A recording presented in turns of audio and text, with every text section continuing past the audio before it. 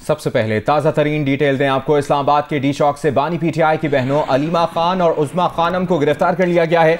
अलीमा खान और उज़्मा खानम रुकावटों के बावजूद डी चौक पहुंच गई थीं और अभी अब से कुछ देर पहले मनाजिर भी आप स्क्रीन पर देख रहे हैं जब उन्हें गिरफ्तार किया गया। इस्लामाबाद के डी चौक से बानी पीटीआई की बहनों अलीमा खान और उज़्मा खानम को गिरफ्तार कर लिया गया। ये अब से कुछ देर पहले के मनाजिर हैं। इस्लामाबाद के डी चौक से बानी पीटीआई की बहनों अलीमा खान और उज़्मा खानम को गिरफ्तार कर लिया गया है। अलीमा खान और उज़्मा खानम रुकावटों के बावजूद डी चौक पहुंच गई थी। आज पीटीआई की जानिब से एहतजाज की कॉल दी गई थी और इस्लामाबाद की अगर बात की जाए मजमूई तौर पर तो दाखिली रास्ते रुकावटें लगा के बंद किए गए थे। डी चौक पर एहतजाज के लिए कुछ कारकुनान मौजूद थे और उनको ज्वाइन किया बानी पीटीआई की बहनों अलीमा खान और उज़्मा खानम को, जिन्हें अब से कुछ देर पहले गिरफ्तार कर लिया गया है।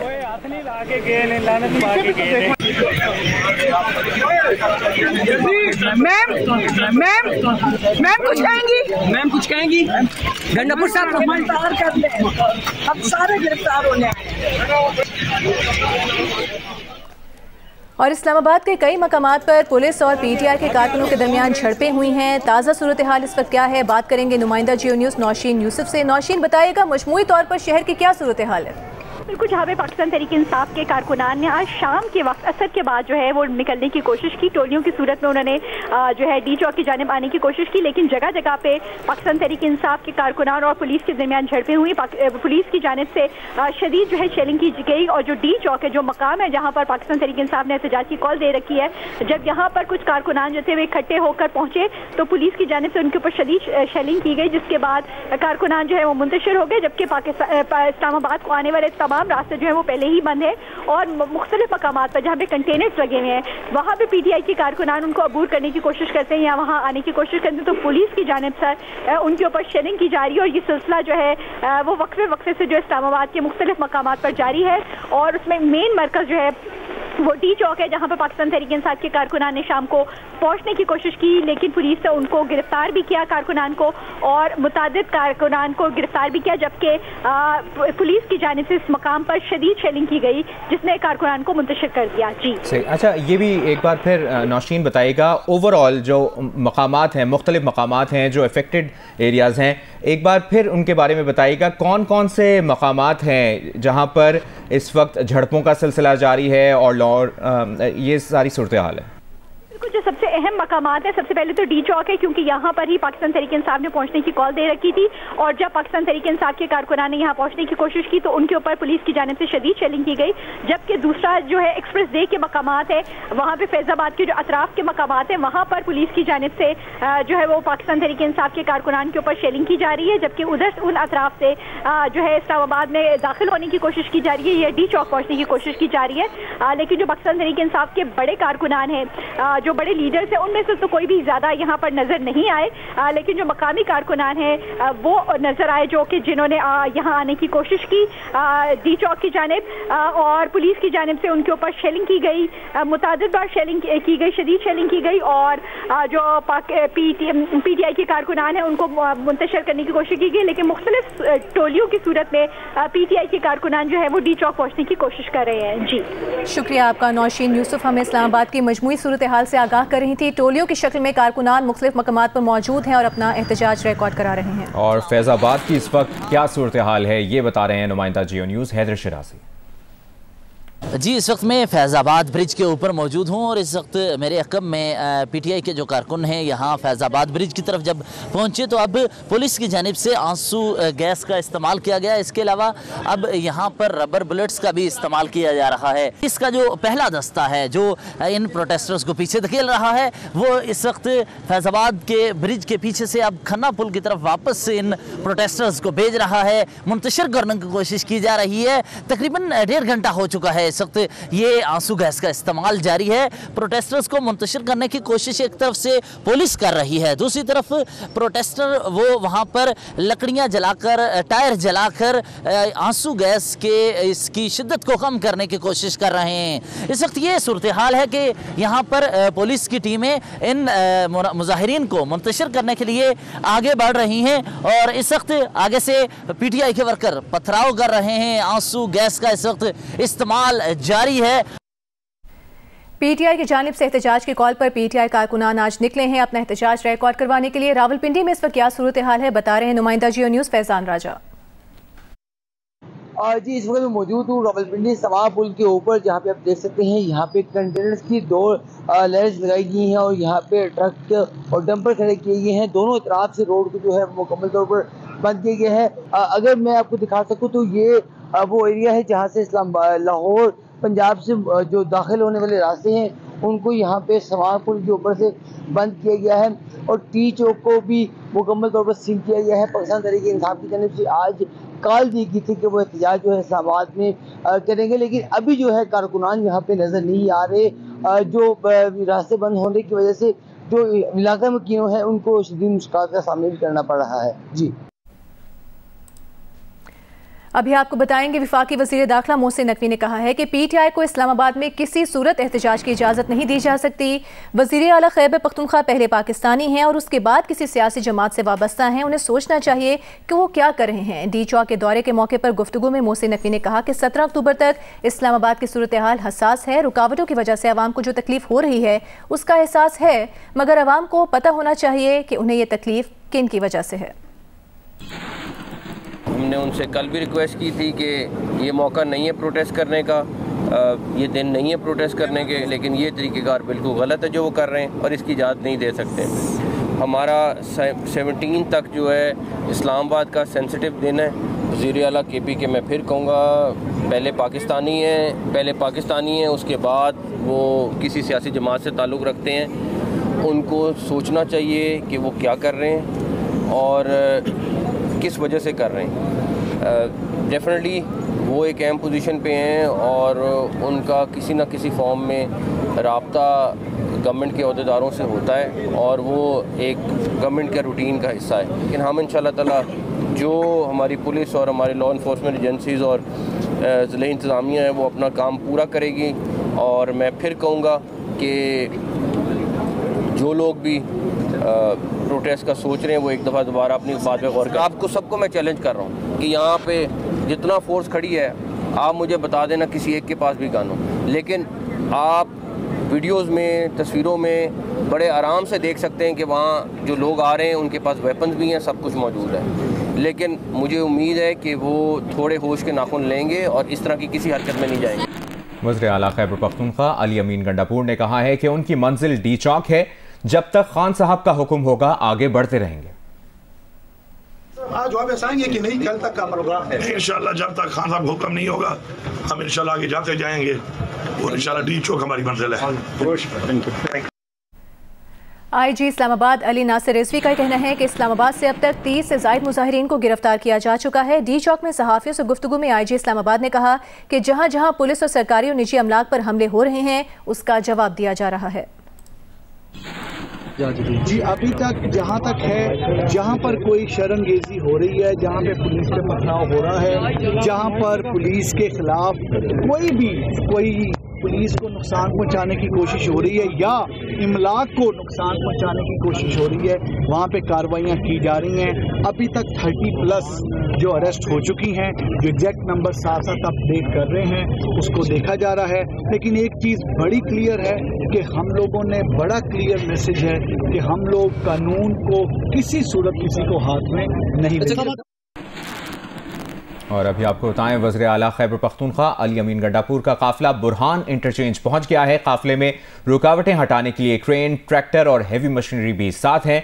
वज़ीर आला अली अमीन गंडापुर का काफिला स्वाबी से रवाना हुआ। काफिले में मौजूद कारकुनान हैवी मशीनरी से रुकावटें हटा रहे हैं। बुरहान इंटरचेंज के करीब पुलिस की जानिब से कारकुनों को रोकने के लिए शेलिंग की गई। इस्लामाबाद में डी चौक को कंटेनर लगाकर सील कर दिया गया है, जबकि इस्लामाबाद आने वाले रास्तों को भी बंद कर दिया गया है। रास्तों पर पुलिस की भारी नफरी तैनात है। फैजाबाद चौक पर PTI कारकुनान ने पुलिस पर पथराव किया, जबकि पुलिस ने आंसू गैस की शेलिंग की। रावलपिंडी में भी शमसाबाद में PTI कारकुनों को मुंतशिर करने के लिए पुलिस की जानिब से शेलिंग की गई। अब तक मुख्तलिफ मकामात से दर्जनों कारकुनान को गिरफ्तार किया गया है। पुलिस की जानिब से ब्लू एरिया, जिना एवेन्यू पर, चाइना चौक के मुकाम पर PTI के कारकुनान पर शेलिंग का सिलसिला जारी है। विफाकी हुकूमत ने PTI को इस्लामाबाद में एहतजाज न करने का मशवरा दिया है। विफाकी वज़ीर इत्तलात अता तारे ने कहा कि PTI को कम अज़ कम मुअज़्ज़ज़ मेहमानों की मौजूदगी के पेश नज़र एहतजाज नहीं करना चाहिए। ये भी कहा कि एहतजाज करना है तो पार्लियामेंट के अंदर आकर एहतजाज करें। मलेशियन प्राइम मिनिस्टर आया हुआ है यार, वो पाकिस्तान की बेहतरी के लिए आया है। हम हमेशा कभी चाइनीज सदर के रास्ते में कंटेनर खड़ा कर देते हैं कि भाई नहीं आगे जा सकते। CPAC अगर जिन्होंने सीपैक डिले किया, अब देखें जो अजीम रहनुमा बानी चेयरमैन पीटीआई साहब हैं, पूरी दुनिया को नाराज़ किया। मैं नहीं उस तफसील में जाना चाहता कि एक मलेशिया के साथ भी एपिसोड हुआ था, आप बेहतर जानते हैं उस चीज़ को। महातीर साहब से उनकी जब एक बातचीत हुई थी, आपने इधर ईस्ट को भी नाराज़ किया, वेस्ट को भी नाराज़ किया। सीपैक पहले डिले करवाया जब अपोजिशन में थे, और जब गवर्नमेंट में आए सीपैक को बिल्कुल आपने स्लो डाउन कर दिया। तो देखें, मलेशियन प्राइम मिनिस्टर आए हुए, बाहर से आए मेहमान, हम पाकिस्तानी हैं, बाहर से कोई मेहमान आ जाए ना, किस मुल्क से भी हो, वो ये ज़रूर पैगाम लेके जाता है जब अपने मुल्क जाता है ना, वो यूरोप से हो, अमेरिका से हो, मिडल ईस्ट से हो, सब कॉन्टिनेंट से हो, वो कहता है यार पाकिस्तानी बड़े मेहमान नवाज है। हमारे साथ कोई अलाइंड है नहीं है। इंडिपेंडेंट लोग कह रहे हैं कि इकॉनमी में बेहतरी आ रही। अगर इकॉनमी में बेहतरी आ रही है, महंगाई कम हो रही है, स्टॉक मार्केट बेहतर हो रही है, शरह सूद नीचे जा रही है, बाहर मुल्क से लोग आ रहे हैं, तो पार्लियामेंट के फ्लोर पे करें एहतजाज ना, बैठ के बात करें इस पे। ब्रेक के बाद आपको बताएंगे पाक भारत सिफारती ताल्लुकात में एक अहम पेशरफ्त हुई है। भारत की जानिब से वज़ीर ख़ारिजा जयशंकर के शंघाई ताउन तंजीम के इजलास में शिरकत के लिए पाकिस्तान आने की तस्दीक कर दी गई है। शंघाई ताउन तंजीम का इजलास 15 और 16 अक्टूबर को इस्लामाबाद में होगा। पाक भारत सिफारती ताल्लुकात में अहम पेशरफ्त हुई है। भारत की जानिब से वज़ीर ख़ारिजा जयशंकर के शंघाई ताउन तंजीम के इजलास में शिरकत के लिए पाकिस्तान आने की तस्दीक कर दी गई है।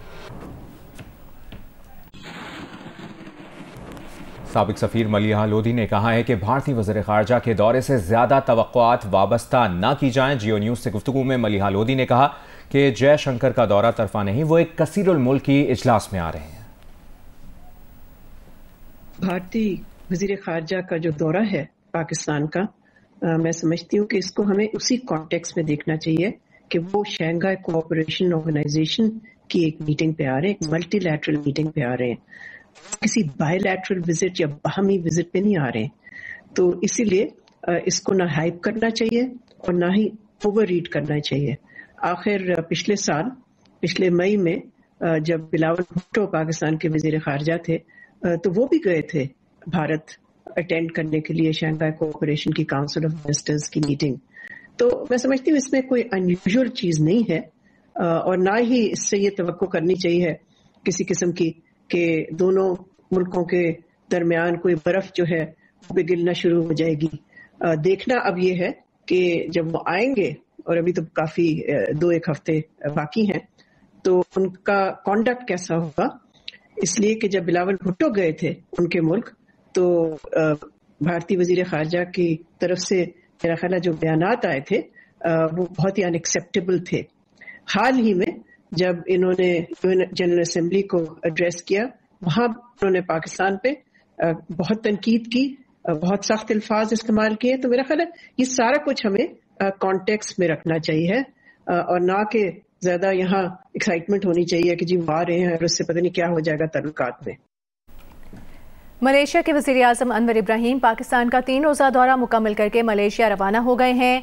वज़ीर आज़म, नायब वज़ीर आज़म, वज़ीर ख़ारिजा नूर खान एयरबेस पर अनवर इब्राहीम को उन्होंने अलविदा किया। वज़ीर आज़म शहबाज शरीफ ने कहा है कि मलेशिया के वज़ीर आज़म से पाक मलेशिया ताल्लुकात की मज़ीद मजबूती पर इत्तेफाक हुआ है। मलेशिया के वज़ीर आज़म अल्लामा इकबाल के मद्दाह हैं, जो पाकिस्तान के लिए फ़ख्र की बात है। अनवर इब्राहीम के पाकिस्तानी अवाम और हुकूमत के लिए अच्छे अल्फाज और नई ख्वाहिशात के तहे दिल से मशकूर हैं। वज़ीर आज़म मलेशिया का दौरा पाकिस्तान पाक मलेशिया ताल्लुकात में एक नए बाब का आगाज़ साबित हुआ है।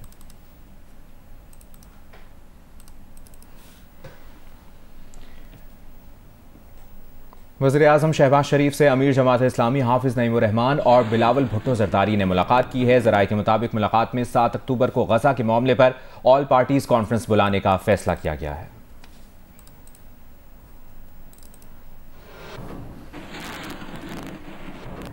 आपको बताएंगे विफाकी दारुल हुकूमत इस्लामाबाद में शंघाई ताउन तंजीम के इजलास के लिए फौज तैनात करने का नोटिफिकेशन जारी कर दिया गया है। नोटिफिकेशन के मुताबिक SCO समिट के लिए इस्लामाबाद में फौज की तैनाती आर्टिकल 245 के तहत की गई है। फौज SCO समिट के दौरान इस्लामाबाद में 17 अक्टूबर तक तैनात रहेगी।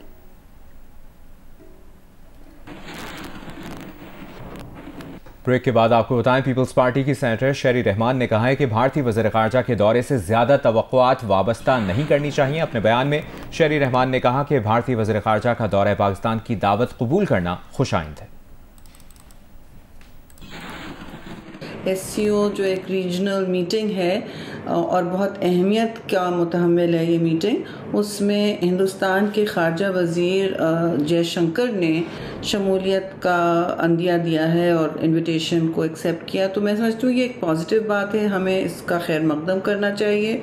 और ये भी याद रखें कि 2016 में हिंदुस्तान ने सार्क समिट में आने से गुरेज़ की थी जब पाकिस्तान मेज़बानी कर रहा था। अब अगर आ रहे हैं, इसमें शमूलियत इख्तियार करना चाह रहे हैं, मैं समझती हूँ पॉजिटिव बात है, लेकिन हमें और कोई इससे लंबी चौड़ी तवक्को नहीं रखनी चाहिए कि बाहमी ताल्लुकात बढ़ाने की कोशिश होगी या साउथ एशिया बरसग़ीर में कोई अमन की अमल शुरू करेंगे। ये उनकी तरफ से ये अपनी, मैं समझती हूँ, हिंदुस्तान की शमूलियत है SCO में, और अच्छी बात है कि वो यहाँ आ रहे हैं। मैं समझती हूँ कोई मुल्क के साथ हम वो सलूक नहीं करेंगे जो उन्होंने पाकिस्तान के ख़ारजा वज़ीर के साथ तल्ख़ कलामी की थी, यानी कि बिलावल भुट्टो ज़रदारी के साथ की थी जब वो वहाँ की SCO समिट में गए थे, जो उन्होंने जिसकी मेज़बानी की थी।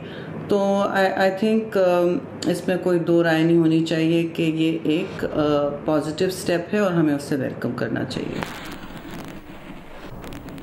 ईरानी सुप्रीम लीडर आयतुल्लाह खामनाई ने कहा है कि आज दुश्मन को खुली छूट दी गई तो वो एक के बाद दूसरे मुसलमान मुल्क पर हमलावर होगा। मुसलमान इस खतरे को नज़रअंदाज ना करें और अपने दिफा को मजबूत और आज़ादी को महफूज करें। तेहरान यूनिवर्सिटी में नमाज जुमा के इज्तिमा से खिताब करते हुए ईरानी रहबर आला आयतुल्लाह खामनाई ने कहा कि जिस तरह फ़लस्तीनियों का 7 अक्टूबर का हमला जायज़ था, उसी तरह ईरान का इसराइल पर हमला जायज़ और कानूनी है।